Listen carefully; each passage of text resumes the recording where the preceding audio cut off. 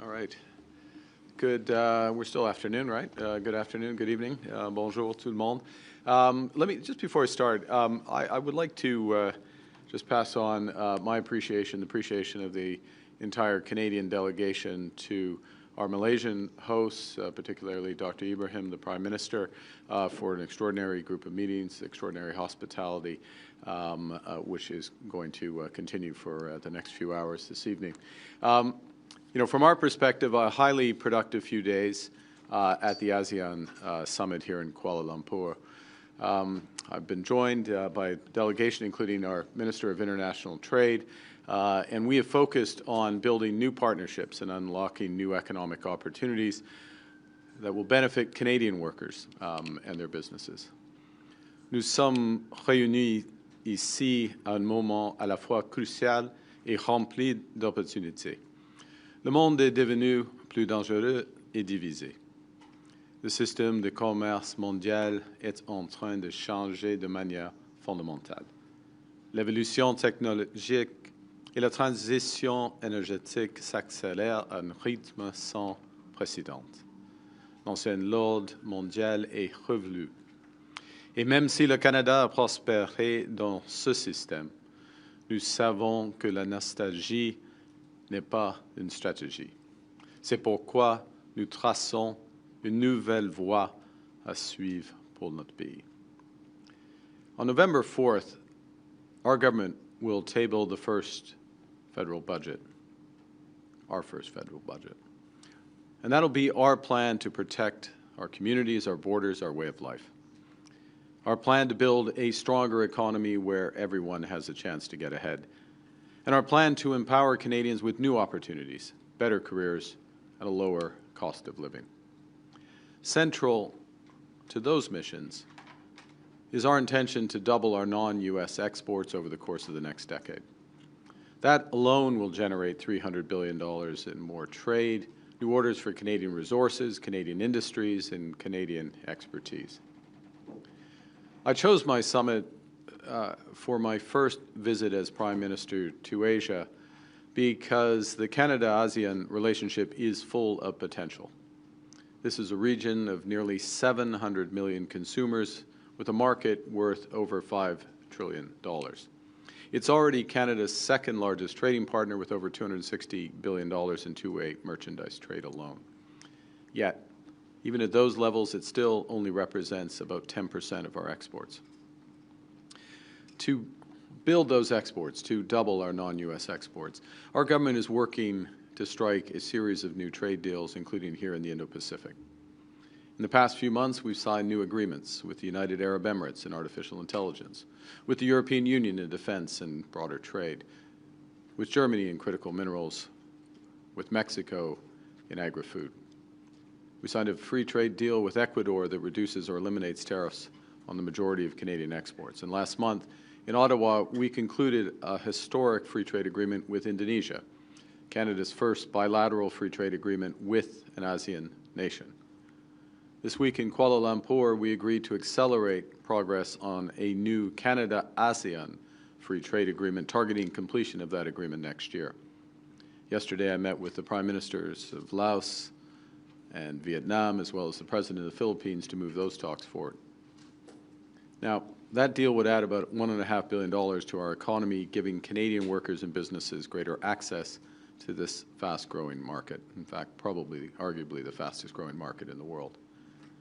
And would create jobs for Canadian workers in sectors ranging from critical minerals to clean tech, agri-food, aerospace, and advanced manufacturing, all while lowering prices for Canadian consumers on goods like electronics and clothing. In addition, President Marcos of the Philippines and I agreed yesterday to launch talks on a new free trade agreement between our two nations, again with the goal of concluding that agreement next year. This week, we also made significant progress on energy. Today, Canada and Malaysia signed a letter of intent to deepen investment in liquefied natural gas, in oil, nuclear power, and renewables. I met with the CEO and the senior management of Petronas, one of the world's largest energy companies and already a major investor in LNG in Canada, LNG Canada Phase 1, LNG facility in Kitimat, British Columbia. Now, phase 2 of this project will double production, making the project as a whole the second largest LNG facility in the world, creating tens of thousands of new high-paying Canadian careers. That project, phase 2, has been referred to our new major projects office because we want it built, and we want it built faster to the benefit of Canadians, including Indigenous partners in the project. Together with Petronas, we are exploring other new opportunities to expand our partnership and strengthen Canada's role as a reliable energy supplier. By the end of this decade, 2030, Canada can produce nearly 50 million tons of LNG each year, enough to supply Singapore, where I'm going tomorrow, 5 times over. We can double that production again by 2040. Nous collaborons également dans le domaine du captage du carbone et en mettant nos ressources au service de la transition de l'ANAS vers une économie plus résiliente et à faible émission, en plaçant l'innovation canadienne au service des infrastructures énergétiques de l'ANAS. Comme son nouveau réseau électrique, nous ouvrons la voie à des milliards de dollars de nouvelles possibilités pour les entreprises et les travailleurs canadiens. Et nous aidons aussi nos partenaires de l'ANAS à atteindre leurs objectifs en matière de connectivité. Canada's also unlocking new opportunities in technology. Canada's BlackBerry offers its Cybersecurity Center of Excellence here in Malaysia. And we announced an investment to expand that center into an international hub for cyber intelligence and security innovation, something I discussed this afternoon with Prime Minister Ibrahim. Today, I visited CAE, with whom Malaysia Airlines has just signed a deal to purchase another Canadian-built flight simulator. And I met the CEO of AirAsia yesterday about a potentially large order for A220 planes designed and built in Quebec. These are the kinds of partnerships we will keep building because Canada has what the world wants: world-class talent with expertise in clean technology, artificial intelligence, life sciences, and quantum computing.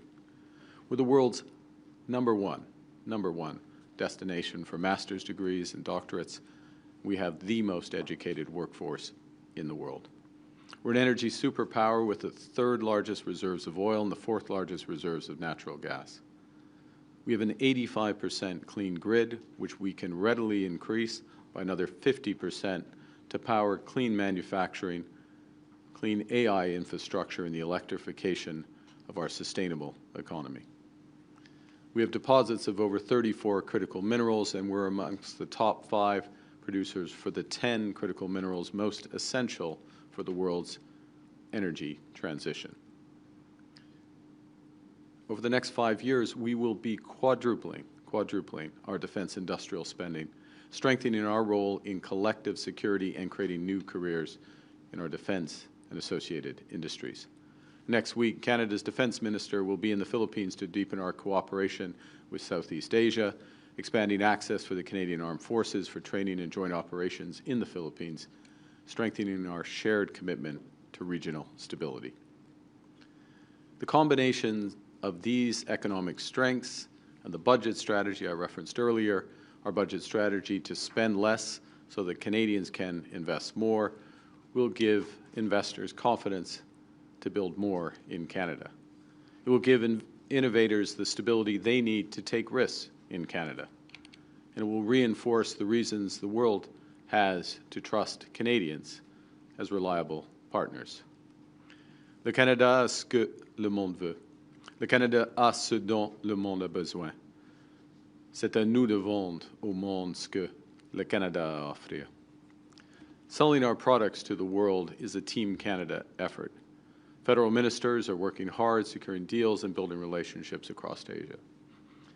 Premiers from British Columbia, Alberta, Saskatchewan, to Newfoundland and Labrador and Prince Edward Island are leading trade missions across the region. Demain, je me rendrai à Singapour pour rencontrer le Premier ministre Lawrence Wong, ainsi que les grands investisseurs pour renforcer la coopération dans les domaines du commerce, de l'énergie et de la technologie. Et plus tard cette semaine, je vais participer au sommet des dirigeants de l'APEC en Corée du Sud pour poursuivre ces progrès et resserrer nos liens dans les domaines de l'agriculture, de la défense et des minéraux critiques. To finish, to quote our host, Prime Minister Ibrahim, the old world order is disappearing and a new one has yet to emerge. Times like this, it's time to be bold, because how we respond will shape Canada's path for decades to come. By making generational investments at home and by building deeper partnerships abroad, we will build Canada strong. And with that, I'd be happy to take your questions. Thank you, Prime Minister. We're now going to begin with questions from the Canadian delegation. First question, première question, Sarah. Hi, Prime Minister. Sarah Ritchie with the Canadian Press. Have you had any contact with President Trump since Thursday? I have not. Given that President Trump said today on Air Force One, I don't know if you heard this, but in the last hour he said he doesn't plan to meet with you for a long time. Is it worth continuing to pursue a discussion, a meeting, a phone call with him at this point? I didn't see the comment.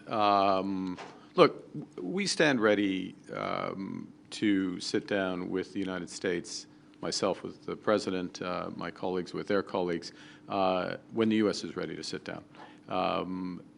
We had made considerable progress on a supplement to the trading relationship that we had, considerable progress in the areas of steel, aluminum, and energy, associated areas as well. And as I just said, we're ready to sit down when they are ready to do that. If they're not ready to do that, as those comments indicate, then we were always going to do these things, to be clear. We're going to first and foremost build our economy, build it with generational investments, and you will see that not just the scale of the ambition, but the speed with which we put that into effect in the budget on November 4th, and continue to do what we've been doing over the course of the last few days and over the course of recent months, which is to build those other partnerships and deepen those other partnerships on which we're getting very much traction. Thank you. Next question, Murray. Hi, Prime Minister. Murray Brewster with CBC News. President Trump says he's canceled these trade talks because he's upset about the Ontario government ad. We've heard from the Business Council of Canada and even some of President Trump's own advisors who suggest the frustration with Canada runs deeper. So is this about the ads or is this about something else? Well, look, as I say, and there were a series of very detailed, very specific, very comprehensive discussions, negotiations on the areas I just listed to in response to the previous question, up until the point of those ads running. First point. Second point, I would suggest you take the President at his word for his reason. And that is the reason why, from the perspective of the federal government, which I'm responsible, we stand ready to pick up on those discussions when the United States wishes to pick up on those discussions. So those in the room, those exchanging term sheets, those having the discussions about specific areas where we can make mutual progress to the benefit of workers and businesses and communities in our respective countries had been making progress. Those ads came. The President had the reactions which you have seen, made the decisions that he has made, which, you know, those are his decisions to take, and we're in the situation we're in. Follow-up? As a follow-up, Prime Minister, given everything that we've seen, do you really think the United States is interested in making a trade deal with Canada? Look, we are their second largest trading partner. We provide a series of essential goods for their economy. We are one of many providers, but we provide in some areas essential goods for their economy. And we create more room for them to do other things. I'll give you an example. If you look at Canadian exports of aluminum to the United States, And aluminum is bauxite and energy. I mean, there's a little more to it, but you can simplify it to that. The embedded energy in the Canadian aluminum exports, which provides 60% of the aluminum to the U.S. market, is the equivalent of the energy of 10 Hoover dams in the United States. Now, is the best use of that scale of energy, creating that scale of energy to make aluminum in the United States, as opposed to continue to foster and power the AI revolution, which the U.S. is leading, or power homes and others. I mean, these are decisions for the United States to make. Point being, as a supplier to the United States, and I gave aluminum as one, I could give many examples, we are an important supplier in many areas. As well, we are a large customer. You know, for over 30 states, Canada is the largest customer, export customer for those states in the United States. So there is a very strong, deep trading relationship. And there is an alignment of interests in many areas, and that's the reason why we have elements of the arrangements that we have today with a large degree of low tariff trade and the benefits from that. So, you know, we're ready to have those discussions to further improve them, and we'll have them when it's appropriate. But we're not resting because we can build, you know, the return on building at home is far greater than the hit from trade turbulence with the United States. And the opportunities internationally are considerable. And candidly, Canada has not focused on the relationships to the same extent as we should have in any trading environment with the United States, let alone a situation where they're changing their trade policy. And that's what we're doing now. Next question. Prochaine question. Judy Trin with CTV News. Donald Trump says he doesn't want to see you at all at APEC. Wow. Has the Canadian government given any consideration to the possibility that he doesn't want to negotiate, and do you have a contingency plan for that? We have lots of, yes. The short answer is yes. To your follow-up, no, I'm not about to detail those contingency plans. But I will go to the big, obvious plan that is there in plain sight and will be further detailed in the budget on November 4th.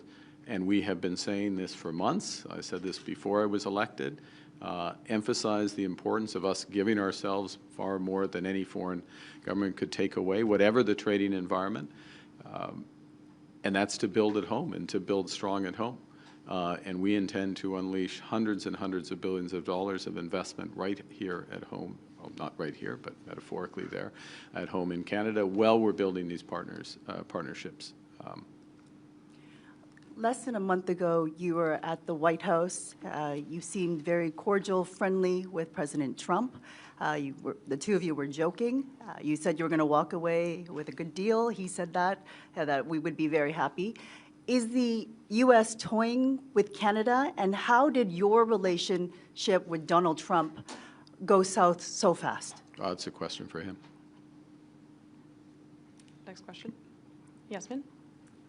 Yasmine Mehdi avec Radio-Canada. On Merci. avait l'impression dans les dernières semaines que les négociations avec les États-Unis avançaient plutôt bien. Oui. Qu'est-ce qui s'est passé? Est-ce que c'est la publicité ou est-ce qu'il y avait autre chose du côté américain? Tout d'abord,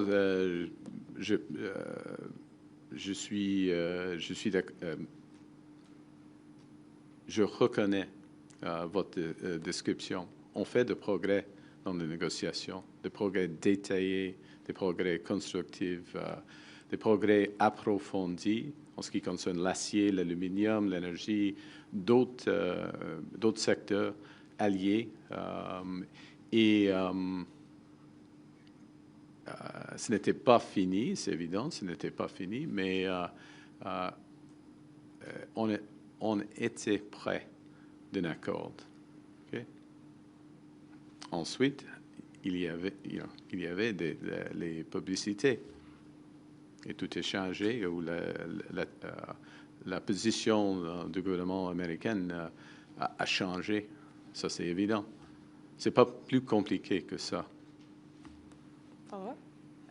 Par rapport à M. Ford, j'aimerais savoir, est-ce que vous lui avez demandé de retirer la publicité? Est-ce qu'il a nui aux efforts du Canada? Bon, alors, c'est la responsabilité du gouvernement du Canada de négocier des accords commerciaux, de négocier des traités à l'étranger. Premier point. Deuxième point, nous avons décidé de ne pas faire des publicités aux États-Unis. OK? C'était un choix.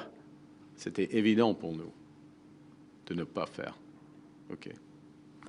Donc, Dr. Et Ford le aurait reste pu- est Donc, Dr. Ford a fait assez, une assez erreur. clair. C'était une erreur de la part de Dr. Il a Ford. pris une décision, Next question. Prochaine question. Brian. une décision différente de la décision du gouvernement du Canada qui est responsable pour cette relation. Sorry, who's Brian? What Brian's next question? Why don't we have We'll go to Brian's Brian. question, and Yep. we'll follow up when you come. I'll ask a version of this so you can answer. I figured you might. If it is true that a TV ad, that you were close to a deal, exchanging term sheets, and a TV ad caused all of this to be canceled, halted, Trump does not want to meet, are you upset at Premier Doug Ford for running this ad? If this is true that this ad spoiled something that was very close? Look, I'd say the following, which is that in any complicated, high-stakes negotiation, you can get unexpected twists and turns, and you have to keep your cool during those situations. It doesn't pay to be upset. Emotions don't carry you very far. And we had made progress, to repeat, and we stand by the progress that had been made. The Government of Canada does. And we are ready, when appropriate, to pick that up. And I'll just re-emphasize that it is the responsibility of the Government of Canada to have these negotiations. And others will have opinions, and others welcome free advice, unsolicited advice is entirely appropriate. Every Canadian is a stakeholder in these negotiations. Every Canadian is a stakeholder in the fact that we're making progress in ASEAN, that we have the agreement with Indonesia, that we have just decided to accelerate trade talks with the Philippines, with ASEAN as a whole. Every Canadian has a stakeholder, is a stakeholder in the evolution of our relationship with China. And the discussions that we will be having at APEC with giants there. So that's the focus, sans émotion, et on va continuer comme ça. Follow-up. And just to cast things ahead to where you're going later this week in Korea, can you give us an update on, do you expect to meet the Chinese president at APEC? And what kind of conversations do you expect to have with the Chinese delegation there? I do expect to, there are plans for me and President Xi to meet. We will pick up on the discussions I had with Premier Lee in New York a few weeks ago. A broad range of issues, both in terms of the commercial relationship, as well as the evolution of the global system. So I look forward to the meeting with the President. Il y aura une réunion pour moi avec le président de la Chine, Xi Jinping, et les sujets vont inclure les enjeux commerciaux et puis l'évolution du système global. Et on a une bonne fondation, une base après la discussion que j'ai eue avec Monsieur le Premier ministre Lee à New York il y a quelques semaines. Next question, Rafi. Hi, Prime Minister Rafi Buchanan, CBC. President Trump threatened to impose this additional 10% tariff, regardless of Ontario saying it would take the ad down. Does that suggest there is nothing to be gained from backing down to the U.S. president? Well, look, with respect to the additional tariff, we haven't seen the specifics about that. And look, I don't want to make a generalization of the situation. I'll repeat and I'll reemphasize, we've made significant progress. We stand by the progress that we had made. We think there is a very good addition to the trading relationship, an additional deal, if you will, that is in the interests of certainly Canadian workers, Canadian families, but very much American workers and American families as well. It's a win-win. You know, when the time comes to pick that up, we would suggest picking it up from there. Follow-up? This progress you have made, you've spoken a lot about sectoral tariffs. During your campaign, you were speaking a lot about reaching a comprehensive security and energy deal. Did you at one point give up on that? If so, why? Well, we talked about, maybe you weren't there, but in July, when we made the decision that we evolved our tariffs with respect to the United States, because we had reached a point by the middle of the summer where under the executive order that pertained at then and still pertains, that the substantial proportion of our trade with the United States is tariff-free. The U.S. was less interested in the security element of the partnership, which is their decision. Look, and let's actually, so less interested in that, and as well was focused in, for most countries, on these so-called 232 sectors, which are by definition sectoral. And they're the major issue for our economy: steel, aluminum, autos, forest products, and therefore naturally it comes to that, and that's where we've concentrated our efforts. Let me take a step back and just a point of context here, which is, you know, the United States has a trade policy. It has a new approach to trade that has come in place with the new administration. We understand that. We respect that. They apply that policy to every country in the world. You see elements of it in the agreements that were announced here in Kuala Lumpur in the last 24 hours. And so that's the approach that one deals with with respect to having negotiations with the Americans. So it just follows. Our approach in terms of negotiations with Indonesia, our approach with respect to the EU, for example, is much more comprehensive. It includes security, it includes defense, it includes broader elements, and it's there's a symmetry. They're symmetric, those arrangements, and that's how we tend to do trade. But the U.S. does it differently. It's not how we tend to do trade. That is how we do trade, and the exception is the way the U.S. is doing trade. Next question, Ian. Ian Austin from the New York Times.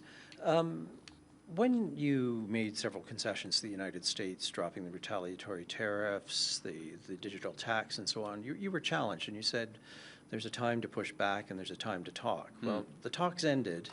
Well, they just ended. Yes. Yeah. So, I mean, are we back into retaliation? Does this open the door to things like removing the EV tariff? Look, I wouldn't speculate on that. I'd say the following. I mean, you can speculate. I'm not going to speculate on that. I'd say the following. The approach that the previous government put in place in terms of retaliation and that we kept on for a period of time, the reality is that Canada was one of only 2 countries that had retaliatory tariffs on.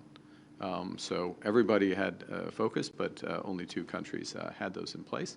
And the value of those retaliations was diminishing. Remember that tariffs, we put retaliatory tariffs on, there is a cost at home for those tariffs. They were designed to minimize those costs, but there's still a cost at home. And those costs build up over time. So we took the decision, we stand by it in terms of taking those down, taking those off, and then we made the progress that we did. We will, it goes to the earlier question, I think it was Judy's question about contingency plans, and right. And we have a series of measures that we have put in place for the strategic sector, so-called strategic sectors for steel, for aluminum, both in terms of liquidity support, in terms of more strategic support, so that billions of dollars of strategic support, so they can pivot to new markets, new products, by Canadian policies that are just now getting fully articulated and ramping up so that we can support there. And there will be more coming in the budget as part of a broader industrial and trade diversification strategy, climate competitiveness strategies, which will help for all of this. So that's the focus of the reaction. I mean, obviously, we will protect markets if we see big asymmetries in terms of access, but it's not a decision for today. Follow-up? And you know, the end of these talks, which you've described as being serious and constructive for what seems like a capricious reason, does this underscore that? Is there any value in trying to negotiate something with the Trump administration? Is its word worth anything? Look, I think that yes. I mean, the short answer is yes. There is value. There's tremendous value in those negotiations. We've seen that the U.S. administration has made a series of commitments and agreements that is stood by. Some of those have been in the peace and security area. Some of them have been on the trade side. But just to be absolutely clear, we represent Canada. We are going to fight for Canadians. We are only going to agree to a deal through a negotiation that is in the best interests of Canadians. They are working in the best interests of Americans. There are places where those interests are aligned and they overlap, and we can have a deal. But we're not going to accept something that is not in the best interests of Canadians, and they understand that. Next question, Mackenzie. Okay, Mackenzie, you can ask your en anglais. Mackenzie Gray with Global News. I'd like to follow up on Sarah's earlier question. I know you said you haven't spoken to the president, but you've been known to text with him. Have you reached out to him personally at all since Look, the president knows that I'm available to speak to the president, as I always would be, as you would expect. I mean, as president of the United States, so of course, make myself available. I make myself available for other world leaders as they wish to. We will both be in APEC. Canada's a member of APEC. I mean, we're going to be there, very much so. Follow-up? So you haven't reached out to the president at all? The president and I have not spoken since he took this decision. And you want to chat with him at APEC? We are ready to have discussions when the Americans wish to have those discussions. But we're not, obviously, we don't dictate the timing of that. And last question, dernière question, Steve Chase. Steve Chase, Globe and Mail. I wanted to ask you about where the relationship with China could go. And your predecessor fenced off significant portions of the Canadian economy from Chinese investment, critical minerals, anything related to national security, academic collaboration, the list goes on and on. So my question for you is, are you willing to revisit or consider lowering some of those restrictions so that more Chinese investment could flow into Canada? Well, it's the start of a broader discussion. There were greater restrictions that were in place given other issues in the relationship, first point. Secondly, there needs to be a resetting of expectations, or we're in the process of a resetting of expectations of where the relationship can go, the extent to which we have different systems, where the relationship can go and where it won't go. And that's part of the discussion that has begun. I think what is absolutely clear is that a relationship, for example, where there are extreme restrictions on travel between our two countries is an unusual place for the Canadian-China relationship to be, given the history of the relationship, given the long history of travel between our two countries. That is one example. It's a very obvious example that progress can be made. There are issues, as people well know, in agriculture, for fishery goods. There's issues in manufacturing and others. And we will explore what we can build on. Relationships rebuild over time when they have been when they have changed for the worse, and so we have a lot of areas on which we can build. And look, last point, which is that This is our second largest trading partner. This is the second largest economy in the world. This is one of the most influential actors in terms of the global system, such as it is, and it is a country with whom we had no senior level contact for 7 years until I met Premier Lee in New York. So we're starting from a base, and we can move quite substantially. We're starting from a very low base, and we can move quite substantially before we start to get to sensitive areas. Would you like to, or is a free trade agreement with China out of the question? And if you could, would you drop EV tariffs against? I look forward to the discussions with President Xi, and they're about much broader set of issues than trade, and we'll be in better position to start answering questions like that as the relationship evolves and deepens. So we don't go in. There's no preset offer issue. This is the difference between relationship and transaction. We're starting relationship, building up the relationship on that. Thank you. This puts an end to our press conference. C'est ce qui m'a fait notre conférence de presse. Merci. Merci beaucoup. Merci. Thank you.